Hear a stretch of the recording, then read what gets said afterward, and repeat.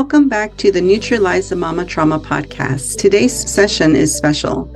I'm Wendy Lopez, and you're about to dive into one of our exclusive training sessions previously aired on Facebook Lives. These trainings are treasure troves of awareness, education, and knowledge drawn from deep experience. Whether you're on a healing journey or seeking empowerment against trauma, you're in the right place. Let's equip ourselves with tools and insights to transform. Ready? Let's dive in. When love hurts us, do we truly seek healing, or are we sometimes blinded by the allure of revenge? Stay with me over the next few minutes as we unravel the tangled web of emotions behind using intimacy as revenge. We'll explore the deep-seated pain that drives such actions and the long-term effects it can have on one's psyche and relationship. So I want to share, because this is a very intimate topic, I want to share this verse. It's in 1 Thessalonians 5:15. And it says, make sure that nobody pays back wrong for wrong, but always strive to do what is good for each other and for everyone else. And so this is a Bible verse, 1 Thessalonians 5:15. So I'm going to bring the Holy Spirit as we delve into today's topic. And I just want to reiterate this Bible verse. Hope it lands with you. Because when we feel the sting of betrayal, when we feel the pain of betrayal, when we feel how much hurt we are in, the go-to can be, I'm going to hurt them back. So I want you to really have this Bible verse land as an inspiration. Make sure that nobody pays back wrong for wrong, but always strive to do what is good for each other and everyone else. I just want to take this a little further. If you decide and choose to do good instead of revenge, know that after what the wrong has been done, because you have made a choice to do good, good is going to come. You won't prolong the suffering. You won't prolong the negative effects that this said person has done to you. Okay. And our experiences are done actually for you. So what is it that you're learning in this experience? So welcome back. So if you have ever been at the crossroads of hurt and vengeance, or know someone who has, this training can offer a path to understanding, healing, and perhaps even redemption. The flames of betrayal can consume us, but they also have the power to illuminate our heart and forge a new path that maybe we are not ready to do that because this situation happened, but this is an opportunity to have the powers that be, the higher power that you may seek for in this time, to illuminate a new path forward for you, right? To illuminate a new relationship, to illuminate the new path in, starting the dating journey again and leaving this, whatever pain was done from betrayal, to lead into a beautiful new path. So if we can have that training, like these are why I'm doing these trainings. So if we have this type of training, we can see beyond, because that pain is painful. I've been there. So if we can see beyond it and know what's at the other side, we can look forward to a new path forward. So let's journey together to find that path. Hi, I'm Wendy Lopez. I help women who have suffered from toxic relationships transform their past pain into present power and truly understanding themselves so they can attract loving partners and become dating ready. And most importantly, connect with their own divine feminine energy and empowerment. So sign up for my Sovereign Soul Circle, where we learn the art of divine feminine, The link will be below in the comments, and it is only $9 a month, and you will be starting to seed the art of the divine feminine in this journey. So type in hashtag live or hashtag replay to let me know where you're listening from. I have clients internationally, and I like to see where I have people listening from, and let me know what time it is in your area. It's said that love is the most potent emotion, but when it's betrayed, it can lead to some unexpected, often destructive reactions. Have you ever been tempted to seek revenge when love's trust is shattered?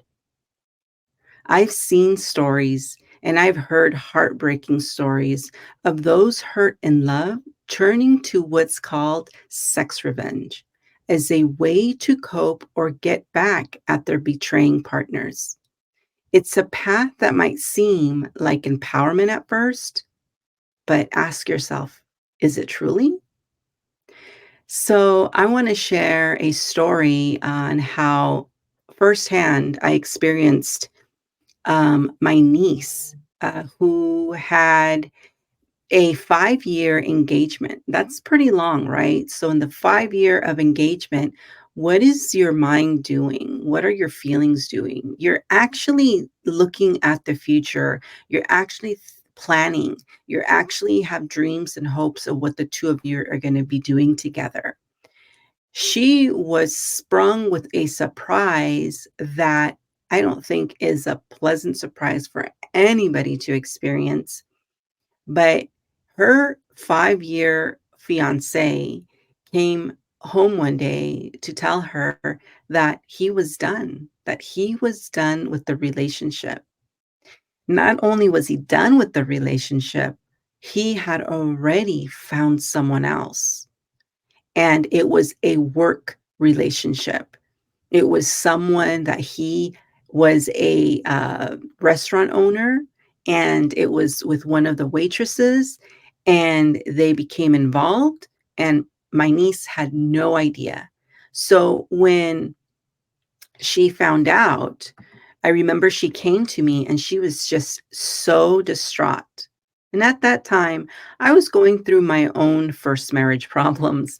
I was also in a place of being distraught, of being with the disillusion of my marriage. It just wasn't what I thought my marriage should be and where my marriage was going. So when she came to me, I had an idea and I thought, well, why don't we go dancing? And some of my coworkers would tell me, let's go clubbing, let's go dancing. And I know my niece was younger than me. She was like 4 years younger than me. And so I thought, wow, let's go distract her. So we did. And little did I know that that distraction was going to give her an idea of hooking up with these, boys, these men that we were meeting. And I remember that she told me that she wasn't very sexually active because she met this guy, her fiance, at a young age. So she was so used to just having that one partner. But she told me that now she was going to go to the double digits and just have like sex revenge. Like she told me, I'm going to, have sex with them and and she's like, I don't want anything to do with them. I'm just going to have sex with them and I'm going to use them just like my fiance used me. And she did. She set herself out on that goal. And so we would go out dancing, we would go together, and I would come home by myself because she would take off. She would take off and um, you know, enjoy herself because she was so hurt. So there's no judgment here. This was her way of dealing with it. This was her way of coping with it. But what I want to hone in is we can find better ways of honing in our pain are honing in the sting to make it healthier and not where it can become dangerous in doing something like that. So, um, the thing is that that was a learning experience for me, in going out with my niece and, and really feeling her pain. So, w why does this matter to you? Because we all, at some point, have felt that sting, the sting that I was talking about, the sting of betrayal. In this age of social media and easy access to personal information, acting on those hurt feelings can have lasting consequences, not just for the person on the receiving end, but also for the one seeking revenge. Such actions can cause irreparable harm to reputation, future relationships, and our own self worth. And now that I'm speaking about this, I want to add not only can it create irreparable harm to your reputation, but it can create irreparable harm to your body, to the health of your body. Because there's so many people being irresponsible, sleeping with other people, and sometimes they know they have some type of disease, they have some type of virus, and their personal ego of selfishness gets in the way where they're not going to think about it twice. If they're drinking, they're going to be in the moment. And because, if the person is in her revenge mode, she's compromising herself with her body. So, understanding why some turn to sex revenge and recognizing the pitfalls can help us make healthier choices, right? Ensuring that even pain, um, ensuring that even though when we are in pain, that we're not compromising our future or our well-being. It's about learning, growing, and making sure our reactions don't define us or destroy us.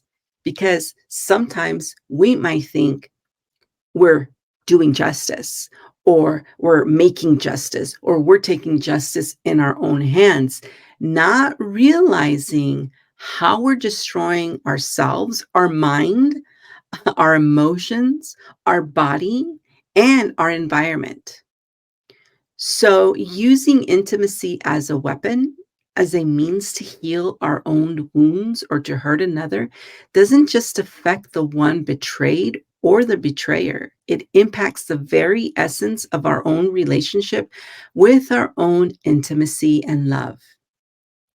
So, I'm going to go ahead and in this training, I'm going to go over some psychological and emotional ramifications so we can see how using sex as revenge is purely unhealthy and how it can distort one's perception of intimacy.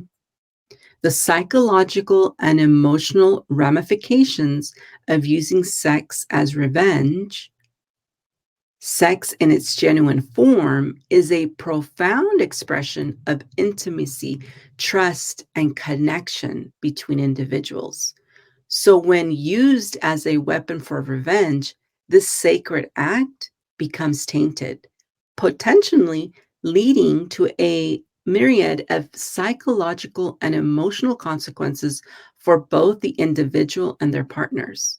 So, before I lead into how this can look like in the next slide that I'm going to share, I want to share a story on how I had revenge on my mind unconsciously, and how it came from my childhood and manifested n- until I started dating. So we can have experiences in our childhood where we don't know why we're acting the way that we're acting or why we do the things that we do, right?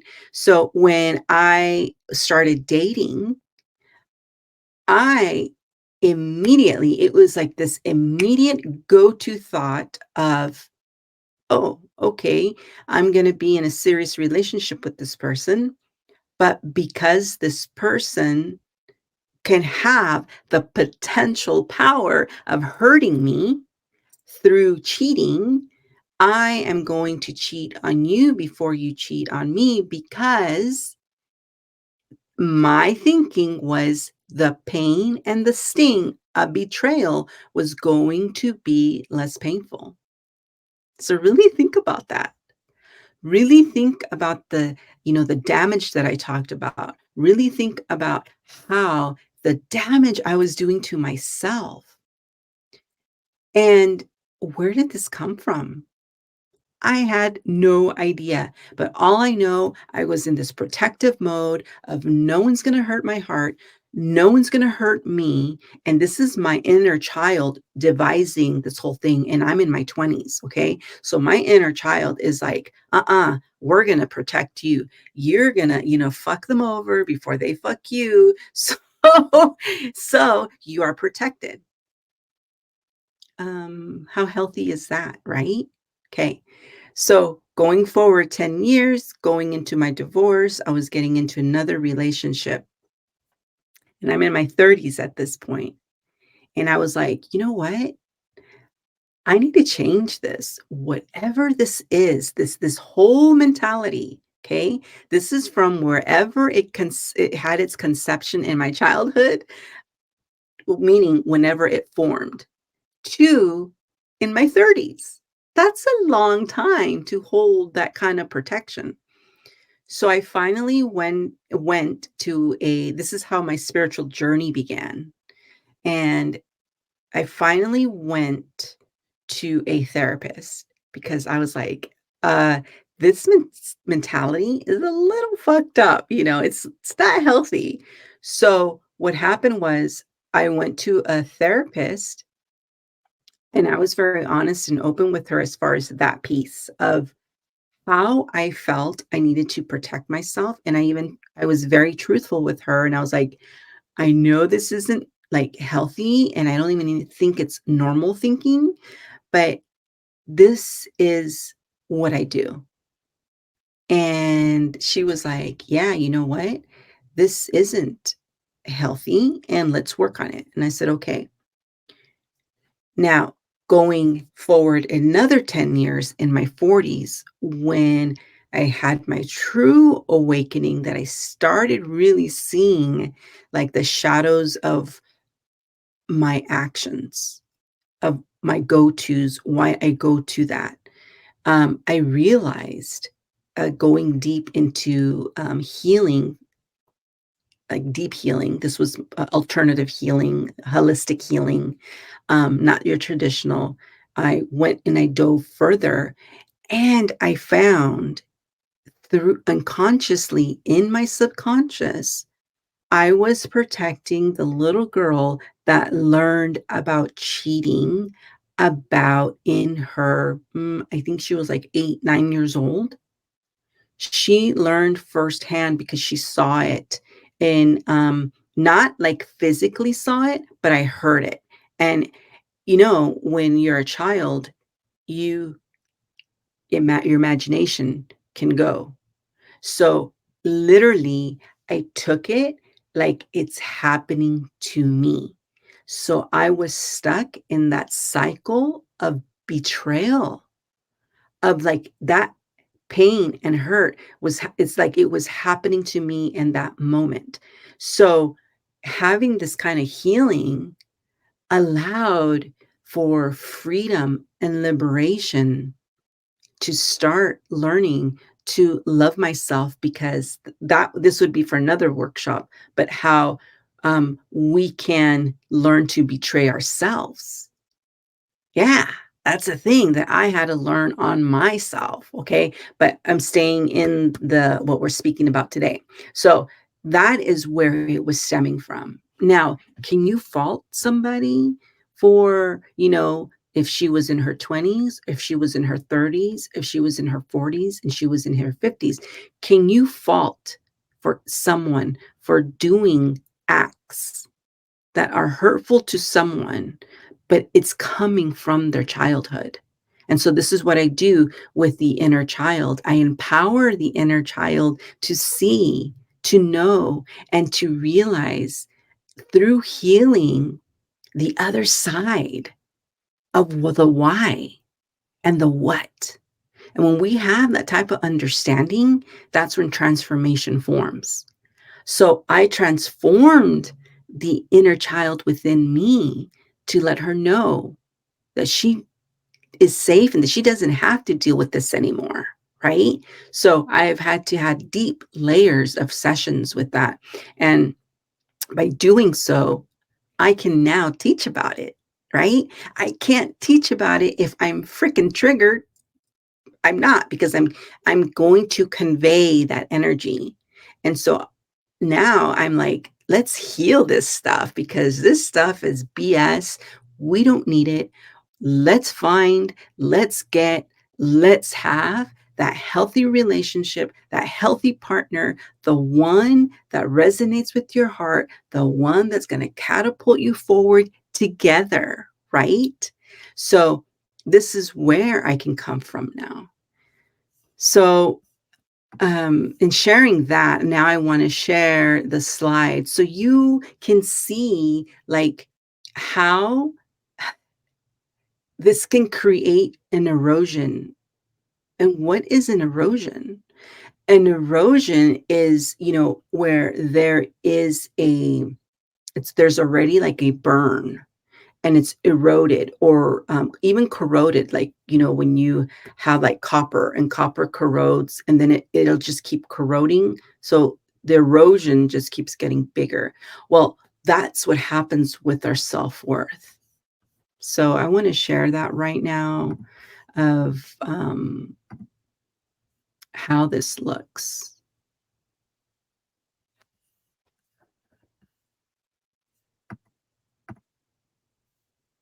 Okay. So, the impact of using sex as revenge. This is the erosion of self-worth. So imagine like what I was doing to myself. So imagine like what how I thought I'm protecting myself, but how in actuality it was mm, let me go back. How it was actually eroding my self-worth. Like, so, is that healthy? Is that like, you know, I mean, how can I continue? And my soul wasn't letting me continue in like what we call toxic self, right?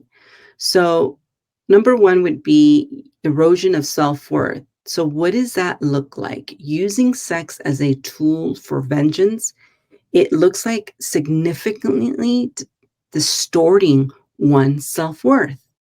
So, instead of adding value to yourself, there's going to be a risk of anchoring in one's self-esteem. You're going to anchor low self-esteem, and you're going to make it susceptible for you to have volatility based on others' reaction. So you can cause more physical damage, right? Because if you're doing this to someone, that person can come back and hurt you, causing violence and volatility in the relationship, right? So the other one would look like comprise trust in relationships. Engaging in revenge driven intimacy can breed a cycle of mistrust. So what happens is in the compromised trust and relationships, then you can jump into a cycle of not trusting the partner. And not only that, you can jump into the cycle of attracting other partners that aren't faithful, that aren't true, that are not trustworthy because it begins with you. So we want to stop breeding that cycle. And so the person might find it challenging to trust future partners, fully betraying and fearing betrayal or deceit. So, this mistrust can stem from guilt over past actions or generalized fear rooted in prior experiences of betrayal. And this is exactly the story about myself that I shared prior to sharing this slide. It is the fact that this fear was so rooted inside me that I was already causing this distortion of intimacy. So, the next one is distorted perception of intimacy. True intimacy is based on mutual respect, trust, and connection. Who doesn't want that? This is exactly why I'm doing what I'm doing, why the programs that's coming out, why my retreats are going to be an enforcement, a transformation to have this true intimacy based on respect, trust, and connection. So using sex as revenge can change one's perception. It can change one's perception of this act from being a loving exchange to a transactional power driven tool. And that is exactly where my niece went. That's exactly where I went. It was a transactional power driven tool. So I want that to land with you. This is about ego. The ego is hurt. So it's now going to go into this transactional power driven tool. Over time, this can make genuine intimate connections difficult to distorted perceptions. So true intimacy is based on mutual respect, again, trust and connection. So the other one would be emotional vulnerability, increased emotional vulnerability. So revenge might provide a fleeting feeling of empowerment or satisfaction, but it often leaves a vacuum of emptiness and regret. The emotional aftermath can range from feelings of guilt and shame to anxiety and depression, especially when the gravity of the action sinks in. Oh my goodness. So you see how we can spiral from betrayal. Especially, and I'm gonna, my trainings speak about different betrayals, but I feel the most potent one is when it comes to love. Okay. So reinforcements of the next one is reinforcements of negative patterns. So instead of healing and moving on from the pain, using sex as revenge can reinforce negative behavioral patterns. It might seem like a temporary escape from pain, but it often perpetuates a cycle of hurt and retaliation. The other one would be potential for self-harm. This might not always be physical, but the emotional self-harm is evident. By using oneself as a tool, this is what it looks like. Using oneself as a tool for revenge, there's an implicit message that one's body and emotions are merely tools of and for manipulation, undermining the respect and love of one should have for oneself. Right? So this is all very powerful. This is all powerful information to know so we can steer away from the act of revenge, right? And I can go through some other acts of revenge, but those are other trainings. So that said, I want to now I want you to think of love as a mirror. When it's shattered, the pieces can be sharp and dangerous. And using intimacy for revenge is like picking up one of those shards.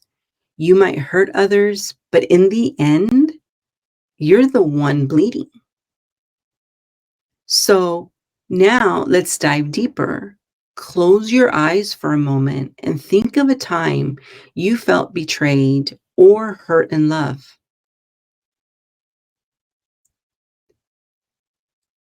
So really reflect on those deep emotions that could be suppressed or buried because the pain was so deep that we suppressed it. And also be truthful with yourself. Ask yourself, have you ever had the idea of revenge? Has it ever crossed your mind? And you know what? It's okay to feel hurt, angry, or even vengeful. These are natural human reactions. But the real strength lies in recognizing these emotions, understanding them, and choosing a path of healing instead of further harm. So when we have the power of making and we give ourselves the power instead of going into revenge and take the power of our conscious choices, then we are starting to go on the route of finding healthier ways to heal, healthier ways to reclaim our power and to discover and rediscover our intimacy without the shadow of revenge. It starts with ourselves through self-love, seeking support, and understanding that revenge doesn't equate to healing. That's an ego thing. That's what they call a bruised ego.